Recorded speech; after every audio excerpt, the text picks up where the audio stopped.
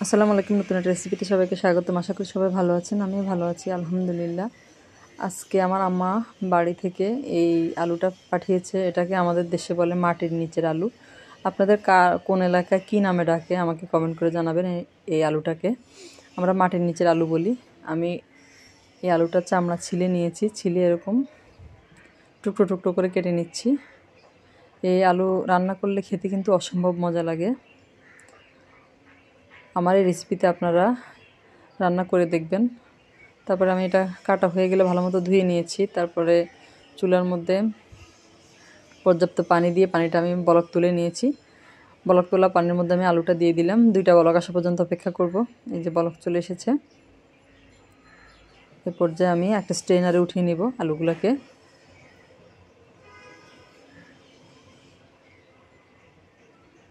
যারা আমার ভিডিওটা দেখতে শুরু করেছেন এখন একটা লাইক দিতে ভুলে গেছেন, তারা একটা লাইক দিয়ে ভিডিওটা কন্টিনিউ করেন। আলুটা আমি উঠিয়ে রেখেছি একপাশে। আর এদিকে বাড়ি থেকে আমার আম্মা মাছ পাঠিয়েছে। এটা সিলভার কাপ মাছ আমরা বলি। মাছটাকে আমি ভালো মতো ধুয়ে লবণ হলুদ মাখিয়ে রেখেছি। এটা আমি প্যানে পরিমাণ মতো তেল দিয়ে উল্টে পাল্টে ভেজে নেব। আর যারা আমার চ্যানেলে নতুন আজকে প্রথম ভিডিও দেখছেন, যদি ভিডিওটা আপনাদের ভালো লাগে তাহলে আমার চ্যানেলটা সাবস্ক্রাইব করে পাশে থাকা বেল আইকনটা চেপে দেবেন, যাতে করে আমি পরবর্তীতে যত ভিডিও দিই তার নোটিফিকেশন সবার আগে আপনাদের কাছে পৌঁছায়। এই যে মাছটা আমি উল্টে পাল্টে ভেজে নিয়েছি। চুলে আরেকটা প্যান বসিয়ে দিয়েছি।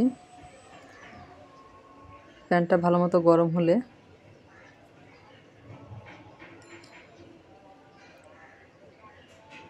আমি পরিমাণ মতো তেল দিয়ে দিব। এখানে আমি প্রায় 1/3 কাপের মতো সয়াবিন তেল দিয়ে দিয়েছি। আর দিয়ে দিলাম বড় সাইজের 2টা পেঁয়াজ কুচি। পেঁয়াজটা 2 মিনিট ভেজে নেব, এতে করে পেঁয়াজের কাঁচা গন্ধটা চলে যাবে।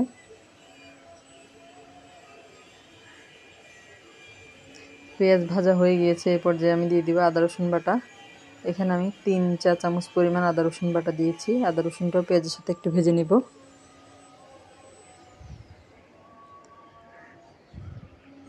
ভাজা হয়ে গেলে আমি এখানে দিয়ে দিব হলুদের গুঁড়া।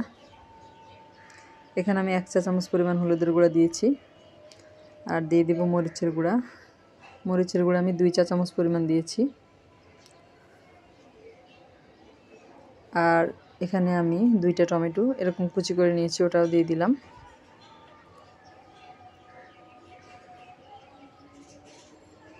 আর সামান্য একটু পানি দিয়ে মশলাটা একটু কষিয়ে নেব।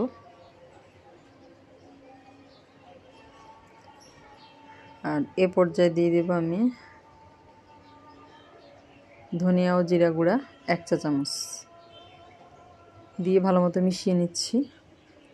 মশলাটা আমার কষানো হয়ে গিয়েছে। এখন আমি সেই হাফ সিদ্ধ করে রাখা আলুটা দিয়ে দেব, দিয়ে ভালো মতো মিশিয়ে নেব মশলার সাথে আলুটাকে।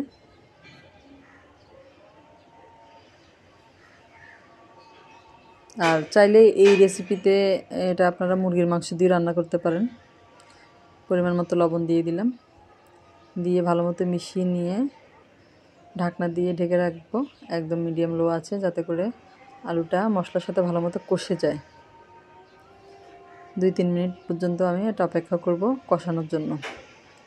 3 মিনিট পরে আমি আপনাদেরকে উল্টিয়ে দেখিয়ে দিচ্ছি যে আমার আলুটা ভালো মতো কষানো হয়ে গিয়েছে।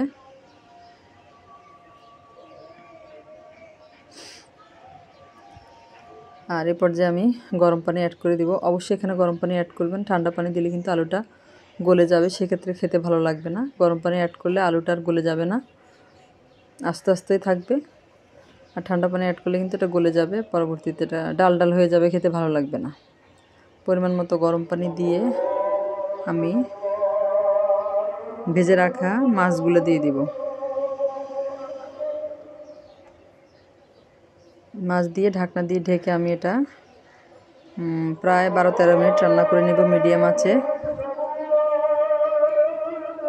আর যারা অলরেডি আমার বন্ধু হয়েছেন, আমাকে সাপোর্ট করছেন, আমার পাশে আছেন, তাদেরকে অসংখ্য অসংখ্য ধন্যবাদ।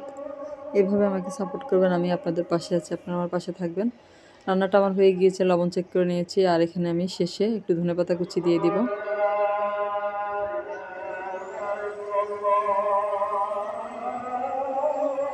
আপনাদেরকে সার্ভ করে দেখাচ্ছি আমি যে আমার ফাইনাল লুকটা কেমন হলো তরকারি। দেখেন দেখতে যেমন সুন্দর হয়েছে, খেতেও কিন্তু অসম্ভব মজা হয়েছে। রেসিপিটা আপনাদের কাছে কেমন লাগলো কমেন্ট করে আমাকে জানাবেন। সবাই অনেক ভালো থাকবেন। দেখেন আমার একটা আলুও কিন্তু গলে যায়নি। আজ এই পর্যন্তই, আল্লাহ হাফেজ।